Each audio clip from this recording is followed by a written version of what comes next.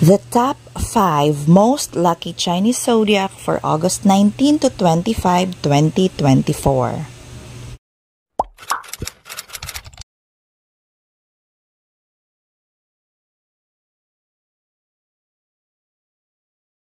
Limang Chinese animal zodiac ang magsa-shine at tatanggap ng magandang balita for this week. May it be in money, career, health, o ano paman. The full moon of August is promising a very good fortune for these 5 luckiest Chinese zodiacs. Pero bago ang lahat, kung bago po lamang kayo sa channel ko, please don't forget to click the subscribe button and leave some comments or likes o pakishare ng mga videos ko kung ito ay inyong nagustuhan.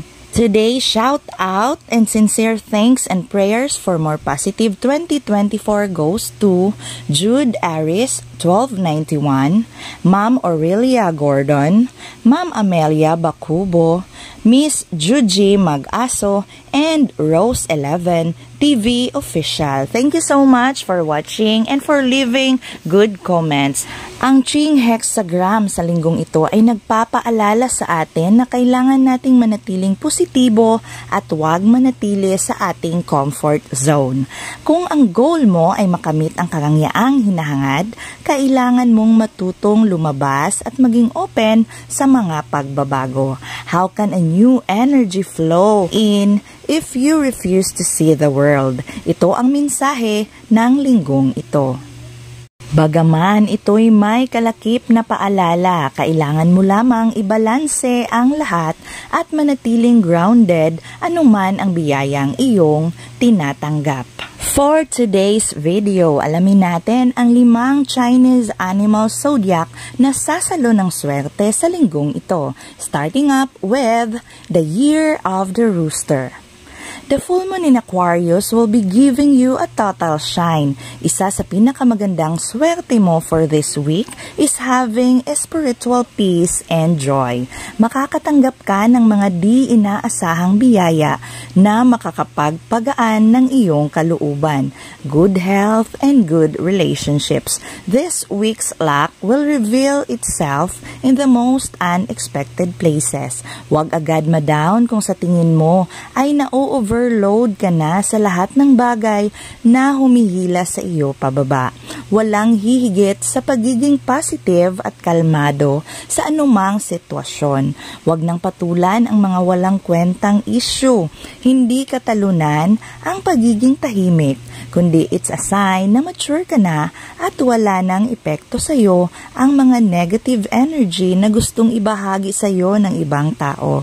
Always focus on the good side upang mapanatili mo ang iyong swerte. The color yellow will be lucky for you this week. Isa pang zodiac ang sasalo ng swerte. Ito ay ang mga taong ipinanganak under the year of the ox. Itinadhana ng mga bituin ang swerte mo for this week. It's as if all the energies and elements collide in your favor. Kaya't anuman ang magandang plano mo ay go na. Yes, now na. May it be a work abroad or to continue your studies. Time na para mas mapalago mo ang iyong buhay. Kailangan mo lang maging focus sa kung anuman ang gusto mo. Take time to journal your thoughts. Malaki ang maitutulong nito upang ma-finalize mo ang iyong mga life goals. Stay motivated dahil this week promise to bring you long-term success. Lucky color for this week are blue and purple. Ang pangatlong kikinang sa linggong ito ay ang mga ipinanganak under the year of the sheep or goat.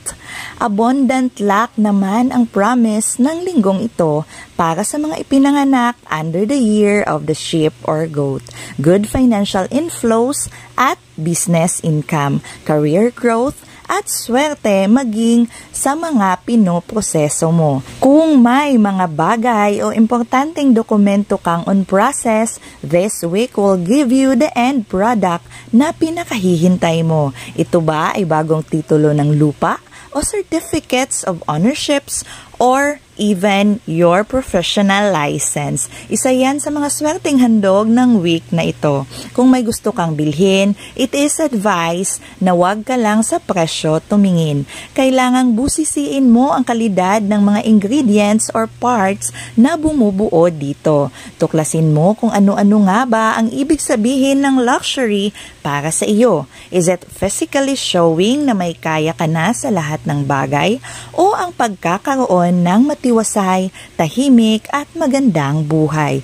This week reminds you to choose to invest in life's much needed and worthwhile investments. Lucky color for this week is color blue. The fourth lucky Chinese animal zodiac is the Year of the Rabbit. Ang swerteng hatid ng linggong ito para sa mga ipinanganak under the Year of the Rabbit ay medyo tricky. Maaring hindi mo agad ito mapapansin dahil hindi naman ito binubuo ng malakas na hatak ng kaperahan, kundi ng magagandang pangyayari at sweet experiences na ikakatuwa mo hanggang sa iyong pagtanda kung iyong babalikan. Kung hindi ka mindful, ay mahihirapan kang i-recognize ang swerteng ito. May mga exciting na surprises din na magaganap sa linggong ito. Ang mga taong bibisita o makakasalamuha mo ay tila biglang magiging napaka-generous at makakatanggap ka ng mga unexpected gifts or giveaways. Your lucky color for this week are colors green, red, and something yellow. And the last but surely not the least, we have the Year of the Horse. Magbubunga ang lahat ng iyong puyat, pagod at determinasyon. This week, you will be harvesting every drop of sweat na ipinunla mo. Kung sadyang alam mo ang goal ng lahat ng iyong motivations, mararamdaman mo agad ang pagpasok ng napakagandang enerhiya ng success sa linggong ito. Magkakaroon ka din ng magagandang ideya na mas magpapalawak pa sa scope ng swerte mo dahil aayunan ka ng mga taong nakapaligid at sumusuporta sa iyo.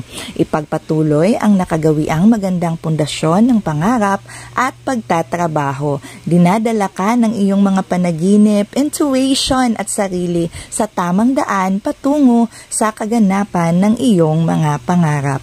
Huwag kalimutang maging grateful araw-araw at i-recognize gaano man kalaki o kaliit ang blessings na iyong natatanggap. Your lucky color for this week is color green. This August 19 ay binibigyan tayo ng napakagandang enerhiya ng full moon. Take it as a good time to manifest and stay positive sa lahat ng gusto natin sa buhay. Para sa mga hindi naman nabanggit sa listahan ng maswerteng zodiac para sa linggong ito, it doesn't mean na malas kayo. May mga panahon lang talaga na mas angat ang blessings of good fortune at swerte para sa iba, samantalang normal lamang naman ang para sa atin.